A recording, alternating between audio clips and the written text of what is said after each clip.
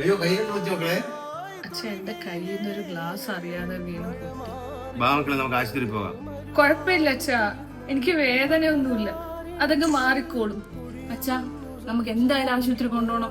ഈ കൈ ഒരുപാട് മുറിഞ്ഞിട്ടുണ്ട്, ഇഷ്ടംപോലെ ബ്ലഡ് പോയി. എന്റെ കാര്യം മുറിഞ്ഞിരിക്കുകയാണ്. എനിക്ക് എന്ത് പറ്റിയാലും നിങ്ങൾക്ക് ആർക്കും ഒരു പ്രശ്നമില്ലല്ലോ ഇവിടെ. അമ്മ ഒന്ന് മിണ്ടാതിരിക്കോ?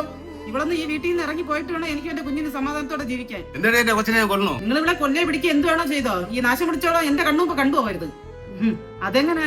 അല്ലേലും ഞാനും എന്റെ മോളും 2ാം സ്ഥാനത്താണല്ലോ. ആ ചത്തുപോയോളോ അവളുടെ മോളും അല്ലേ നിങ്ങൾക്ക് വലുത്.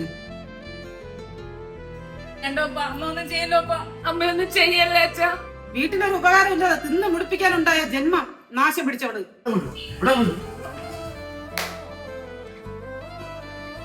ഇതെന്റെ വീടാണ്. എന്റെ കൊച്ചിനെ കഴിച്ചിട്ടുള്ള അവകാശം ഇവിടെ വേറെ ആർക്കും ഉള്ളൂ. നിൽക്കണവർക്ക് നിൽക്കാം, അല്ലാത്തവരെ ഇറങ്ങിപ്പോ.